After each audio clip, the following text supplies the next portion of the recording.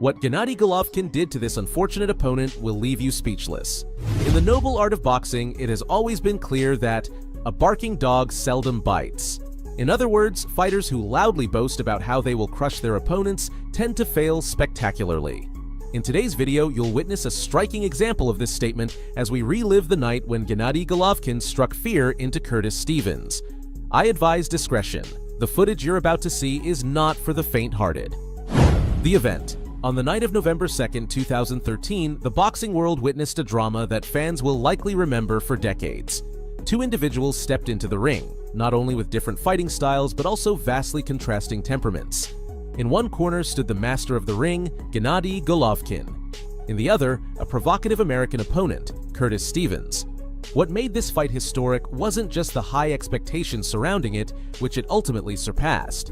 It was the personal drama that unfolded before millions of viewers that elevated this bout to another level. Stevens, who will always be remembered for his lack of discipline and general life aptitude, stirred up controversy on social media before the fight. Together with his friends, accomplices in the act, he posed in a photo staging an improvised funeral for Gennady. As if the scene wasn't already blatant enough, Stevens made the cyber attack even more direct by captioning the image with, "Rest in peace, Triple G, you were a good guy." What some less skilled fighters might have taken as an intimidating threat, for Golovkin it was the last straw.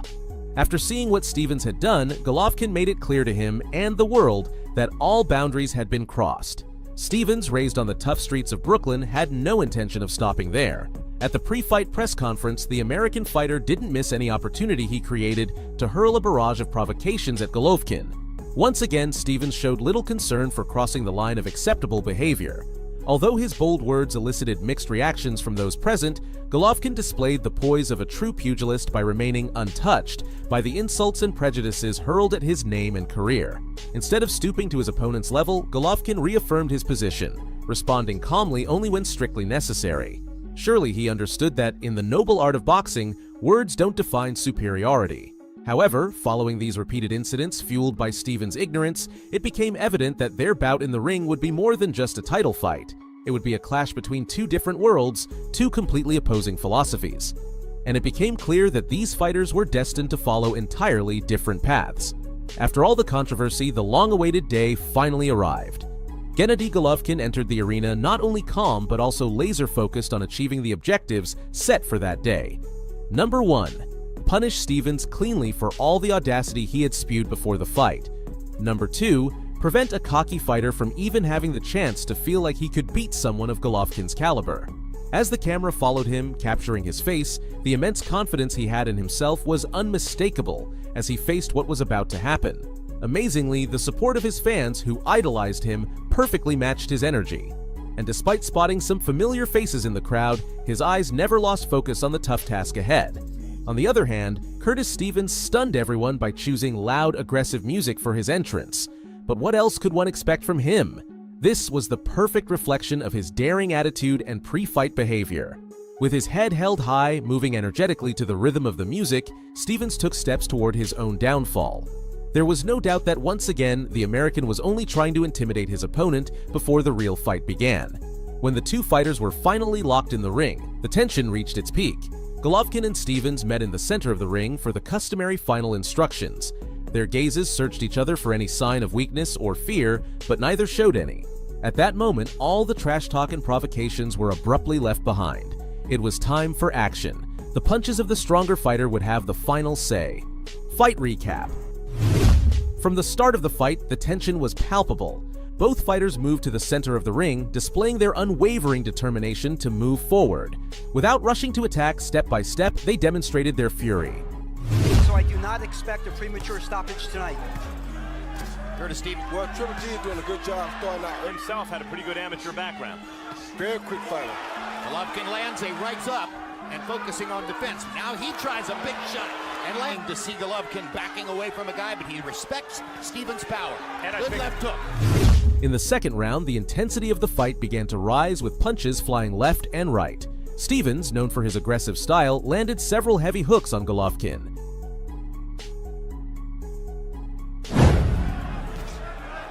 Has already stalled Golovkin's normal early rounds attack. And Stevens landed a left. But Gennady quickly responded, matching his intensity. Expecting something big to land. And the threat of that almost beat Kovalev. Lost a very Well, other than the threat that a healthy was the last time we saw it. The climax of the round came when Golovkin landed a devastating left hook that sent Stevens crashing to the canvas. is the left hook there. Golovkin. Good left hook by Golovkin. The American got back up, but his terrified expression drew laughter from the audience. Golovkin lunged forward, attempting to finish the fight early, but the bell gave Stevens the chance to survive for another round. Bang, Stevens into the ropes. 10 seconds to go in the round. Body shot. Looking upstairs. Misses her right hand. Wobbled Stevens with it.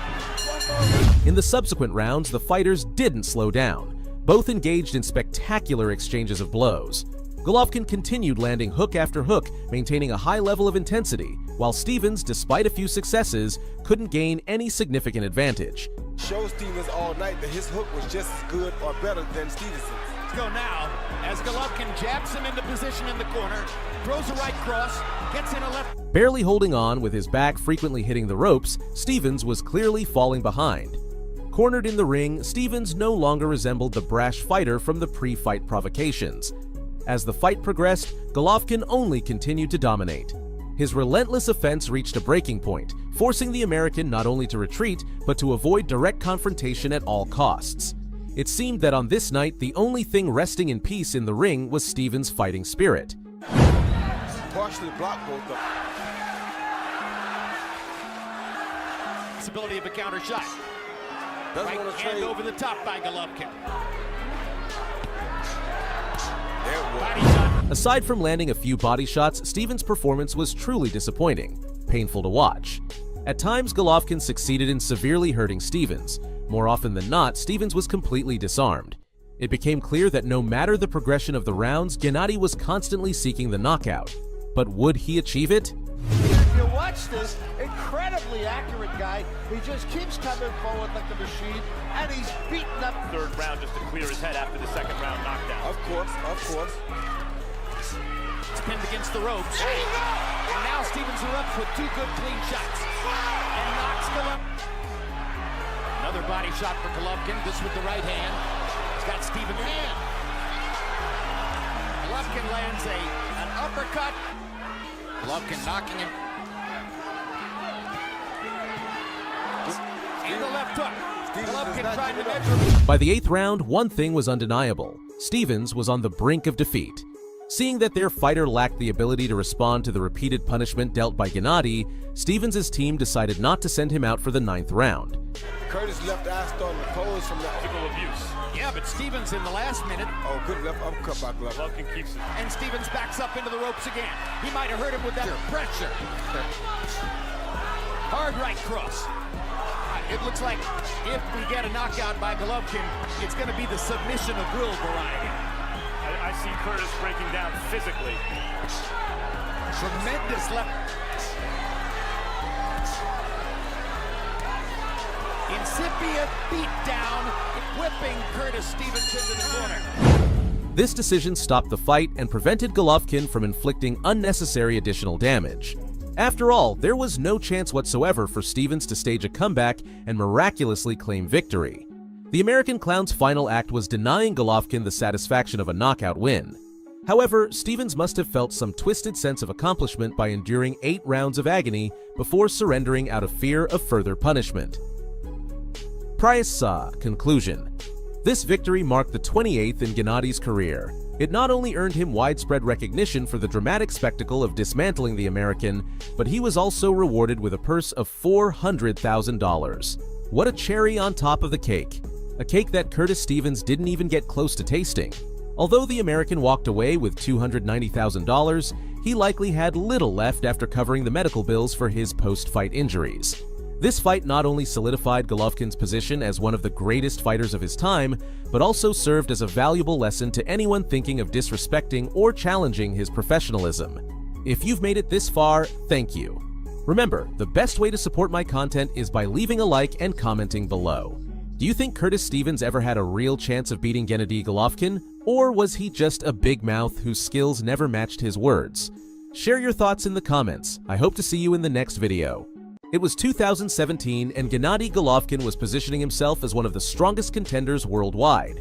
Remaining undefeated since his debut, Gennady managed to emulate the energy of the toughest fighters of all time. As a result, the list of potential opponents was long.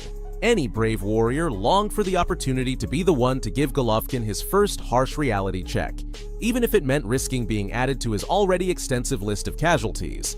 Suddenly, a name captured the attention of the sports fans: Daniel Jacobs. Jacobs was announced as the next big challenge in Gennady's rise to glory. What transpired in the ring was unprecedented. Welcome. In today's video, you will witness one of the most brutal moments in the professional careers of both Golovkin and Jacobs. Viewer discretion is advised, as the images you are about to see may be disturbing. Content: Gennady Golovkin debuted on May 6, 2006, when he faced Gabor Balog in the ring of the Burg-Wechter Castle in Dusseldorf. There, he needed only 1 minute and 28 seconds to secure a clean knockout victory. Since then, he became a kind of grim reaper in boxing. His list of contenders turned one by one into his list of casualties. Unfortunate souls claimed by the force of his fists, breaking them down to their very spirits with an offense that over the years no one seemed to decipher, let alone neutralize. For his part, Jacobs debuted on December 8, 2007, defeating Jose Jesus Hurtado by technical knockout in the first round of a 4-round fight. His outcome seemed as positive as Gennady's until 2010, when, on July 31st, Dmitry Pirog defeated him by technical knockout due to injury at 57 seconds of the 5th round. But I don't think it was intentional, and I don't think it was... Oh, down goes Jacobs on a perfect right hand. This first setback would be a trial by fire for Jacobs, who recovered to continue adding victories to his professional record. This quality led him to face, as one of the greatest challenges, the prodigy from Karaganda, Kazakhstan. The fight on March 18, 2017, in the legendary ring of Madison Square Garden, both fighters faced their destiny. Golovkin entered the fight as the number 1 in the world middleweight rankings, but he was closely followed by Jacobs, who was ranked number 2. Therefore, it was no surprise when it was announced that the World Boxing Association, WBA, International Boxing Federation, IBF, World Boxing Council, WBC, and International Boxing Organization, IBO, middleweight world titles would be on the line. Judges Steve Weisfeld, Max DeLuca, and Don Trella were tasked with naming a worthy representative of these organizations, assuming the power of their fists didn't settle it first. With Charlie Fitch as the third man in the ring, the fight began. Round 1. From the first moment, Gennady appeared dominant. He took control of the center of the ring and forced Jacobs to fight at the edge of the ropes. Jacobs was not exactly a passive fighter, extending his left hand to test Golovkin's guard. Once both fighters felt confident enough, the first attacks began to unfold. However, this round was more of a feeling out round for both. Extra where you've got to be very wary of what you're dealing with. Oh, absolutely, but look, we are in New York. Round 2. Gennady came out of his corner determined to corner Jacobs, and he succeeded. He backed him up until his back hit the ropes, and when Jacobs had no other choice, he was forced to engage in a clinch. Golovkin was already throwing bombs, while Jacobs focused on avoiding these blows landing on his body. Occasionally extending his left, Jacobs also seemed to have a plan. In the last minute of the round, he abandoned his passive stance, and his good footwork in lateral movements kept him active. Dictated by Golovkin. Round 3, Gennady repeated the formula that had made him the aggressor in the previous 2 rounds, but Jacobs seemed to know it well enough. Before opting for a clinch, he tried his luck, attempting to neutralize it with his left hand. Golovkin remained the primary aggressor, but there was another bad guy waking up in the ring. It seemed increasingly unlikely that a simple knockout victory before the halfway point of the fight was a probable scenario. Good body shot there by Golovkin as he gets in range. Round 4. Jacobs seemed to be getting comfortable fighting at the edge of the ropes when, in an instant, he hit the canvas.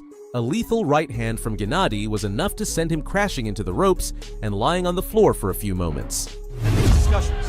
Good right hand, and down goes Jacobs.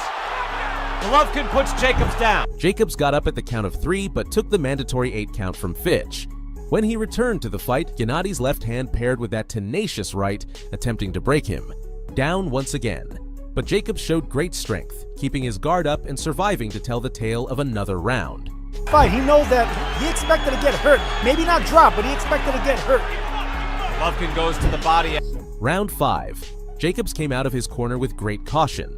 Gennady quickly drove him against the ropes and attacked without showing an ounce of mercy. For his safety, Jacobs had no choice but to clinch. Throughout the round, Jacobs tried to launch his own attacks, but Golovkin's aggressive fighting style left little room for another protagonist. Gennady's strength made him appear like an impenetrable fortress against his opponent's punches. Has it taken a round yet, Chris? I gave him the third round. It was close, but 39-36 in favor. Round 6, Jacobs attempted to stay in the center of the ring at the start of the 6th round. However, Gennady advanced like an avalanche, forcing him to retreat. Golovkin's left hand sought to connect with Jacobs' chin at every opportunity, while Jacobs struggled to keep him at a distance and avoid facing him directly. Does that early on here in round number 6 as Golovkin starts to stalk and walk. The first half of the scheduled rounds had definitely not tipped the scales in Jacobs' favor. He needed to change his projection in the eyes of the judges if he wanted even a chance of defeating the Golovkin machine in a decision.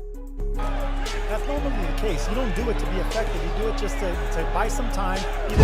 Round 7. Jacobs tried to steal the rhythm of the fight from Gennady just before being pushed to his limit once again. Now, he seemed fearful of how close Golovkin was getting, and it was no wonder when within reach, Jacobs had to withstand brief but powerful combinations that hit his body like guided missiles. And encouragement as well, even saying good job, and that was a good round 6 for Daniel. Round 8. Any attempt by Jacobs to regain control of the fight was quickly neutralized by Gennady's violent offense. His only chance lay in Golovkin lowering the intensity of his attacks at some point, but Golovkin seemed like a train that didn't know how to stop its march toward victory. Jacobs landed some good body shots during the last minute of the round, but he needed more flashes of offensive brilliance if he wanted to be a real threat to Gennady. Seen Golovkin fight, Jacobs fight. Round 9. Jacobs started by throwing punches, but Gennady quickly responded with his own. As had been the case since the first round, Golovkin had no trouble pushing him to the limit, cornering him at times. From his defensive position, Jacobs didn't seem to know how to counterattack. Thus, sticking to his guard was his safe play. During the final seconds, in the center of the ring, one of the most exciting exchanges of the fight took place. So far. Like he did right there. Little giddy up at the step there from Golovkin as he... Round 10, Jacobs seemed more interested in close-range exchanges. With the judge's decision approaching, he knew he had to bring out the heavy artillery to add the final points to his scorecard. Anyone who thought Golovkin would run out of energy in the final stretch was wrong. Gennady showed great stamina, never lowering his guard or the intensity of his offense. Eventually, this led Jacobs to be pinned against the ropes once again. And Golovkin, another thing he does to resemble the great Chavez is... Round 11. Gennady wasn't going to leave any loose ends. He cornered Jacobs, punished him with body combinations, and didn't give him a second to catch his breath. Jacobs tried to keep up, but it was too late. He was far behind and could only follow in Gennady's wake. The punches nearly continued after the bell. Exchange right there. Jacobs took that took well. Big end to Round 12. The final round was worthy of the fighters who starred in it. Tenacious punches flew back and forth from one corner to another, crashes against the ropes, pressure, and the drive of two true warriors fighting for victory. In the last minute of the fight, Gennady sought to reaffirm his triumph. But this time, Jacobs knew it was all or nothing, and he refused to give up the center of the ring. After the final bell, Jacobs collapsed against the ropes near his corner. The exhaustion was real, though he had worked hard throughout the fight to disguise it. With a monster like Golovkin. The Miracle Man drops to his knees after 12 hard rounds. Judges' decision moments of tension filled the air as the announcer took the center of the ring to reveal the results according to the judges' scorecards. Suddenly, the tension was broken. A new champion was crowned. Gennady Golovkin defeated Daniel Jacobs by unanimous decision in the 12th round. Once again, Madison Square Garden was the place where dreams of glory came true. Conclusion. If you've made it this far, remember that the best way to support my content is by leaving a like on the video. Do you think Daniel Jacobs deserved this victory, or did the judges rightfully rule in favor of reason? I'll be reading your thoughts in the comments. In the year 2015, a rising star emerged on the American horizon, a true monster from the vast steppes of Kazakhstan. Leaving a trail of destruction in his wake, he terrified all middleweight contenders around him. But Gennady Golovkin still had yet to make a name for himself in the broader boxing community in his first pay-per-view fight. Many predicted how challenging his ascent to the ring would be, but after the 26th of July, an opponent willing to face him finally emerged. David Lemieux from Golden Boy Promotions. Lemieux was not just another stepping stone. By the time he faced Golovkin, the Canadian maintained an impressive record of 34 victories, with 31 of them coming by painful knockout. His track record was the best evidence of his fearless punching power, and all the pieces were falling into place. On the other hand, Golovkin had established his undisputed reign in the middleweight division, defeating heavy hitters like Gabriel Rosado, Curtis Stevens, and others. But when the Canadian knockout artist joined his ranks, analysts' concerns were real. This fight would be the toughest test for Golovkin at that time. Would he be able to pass it successfully? Welcome. In today's video, I invite you on a journey to the past to witness up close the bout between Gennady Golovkin and David Lemieux. Get comfortable, because the adventure begins right now. Full of confidence, Lemieux took on an egocentric stance before the fight. He assured everyone that he would effortlessly dethrone Golovkin. Like a true gentleman, Gennady refused to engage in provocations. The Kazakhstani titan abstained from any kind of vocal trash talk, allowing his fists to do the job of proving his worth within the discipline. Despite Lemieux's smear campaign against Golovkin, he failed to become the favorite heading into the match. With odds of 7-1, Gennady seemed the clear winner for the general opinion, but not even these predictions could help anticipate the brutality that would unfold in the ring. David Lemieux never saw what happened on that fateful night for his professional career coming. The stage was set, the fighters were ready. With thousands watching around the world, two titans prepared for a spectacle that would seep into the annals of boxing history. On October 17, 2015, the historic Madison Square Garden trembled with anticipation as the fighters entered the ring. The Canadian faced the challenge without showing a single sign of fear, but the moment Gennady's name was heard, a flash of concern seemed to reflect on Lemieux's face. Golovkin marched to the ring like a man with only one thing to do: dig a grave to bury his next victim. Amidst the roar of the crowd, Michael Buffer announced the fighters' names once more. Thus the bell rang, signaling the start of the fight. First round. Both fighters measured their opponent's guard. Lemieux showed more boldness, pushing Golovkin back a couple of steps. However, Gennady was more cunning. He allowed David the freedom to showcase his fighting style early in the bout, to study him and devise a solid strategy. By the end of the round, Golovkin began to contain Lemieux's offense.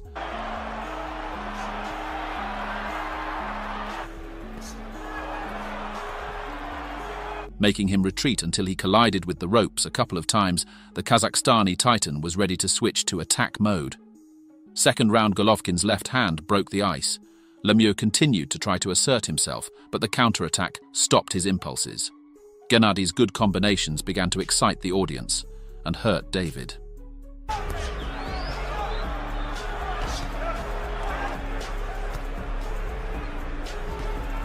During the last 30 seconds of the episode, Golovkin showed total dominance over Lemieux.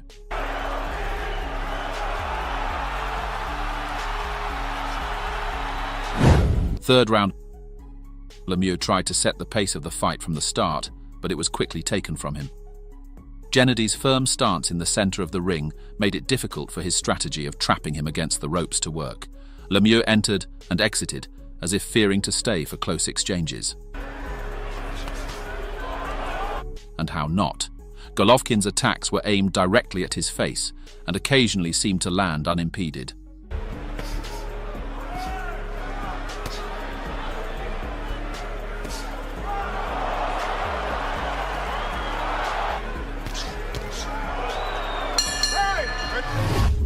Fourth round, Golovkin started dominating the round. His attacks forced Lemieux to move around the ring.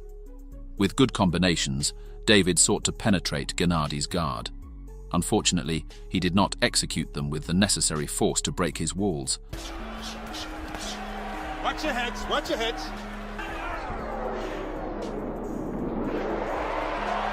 Golovkin began to emulate a predator, stalking his prey. He put Lemieux in trouble by momentarily trapping him against the ropes and delivering combinations with the potential to knock him out at any moment. the Canadian idol seemed to start running out of ammunition to attack the Kazakhstani titan, and that was a big problem.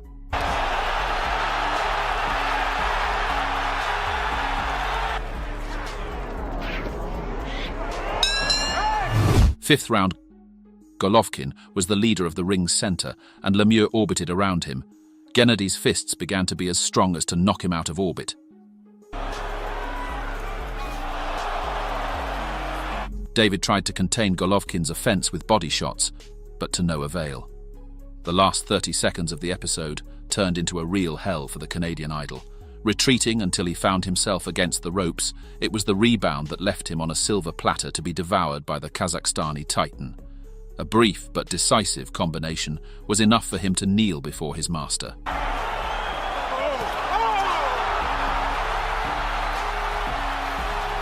Lemieux seemed to have lost the sense of time and space, but he managed to recover before the safety count ended. As the fight resumed, Gennady quickly cornered him against a corner. With only 5 seconds remaining, David learned the meaning of the phrase, "saved by the bell." Sixth round, Golovkin's offensive became incredibly more violent, contrasting with Lemieux's cautious movements around the ring. Gennady had really started to punish David, making him move tirelessly until he was against the ropes. A right punch made him crash. Lemieux seemed like paper. His counterattacks were executed in survival mode, but it was too early in the contest for that. During the last minute of the round, Lemieux tried to take control of his destiny, but it was already sealed.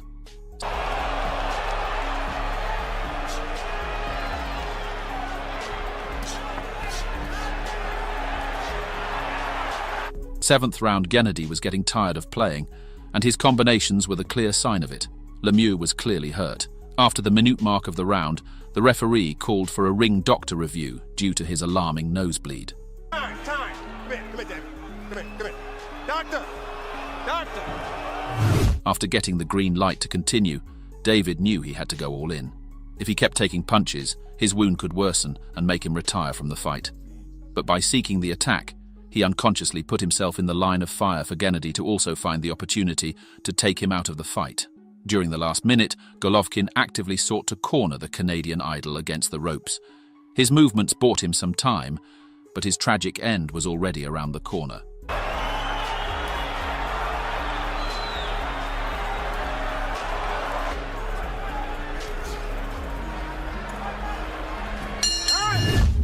Eighth round, Lemieux attacked to try to keep Golovkin at bay. Diminishing his momentum, Gennady tactically sought the best opportunity to let go of his fists.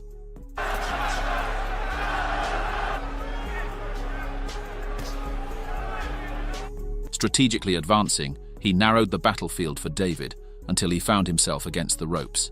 He didn't want to intimidate him, he was ready to trap him in a deadly trap. By the time Golovkin's combinations started raining down, Lemieux was already lost. Against the ropes, he made the greatest effort possible to prevent Golovkin's tenacious blows from hitting his body. Unable to do so, and showing no signs of being able to defend himself, it was not the bell that would save him now.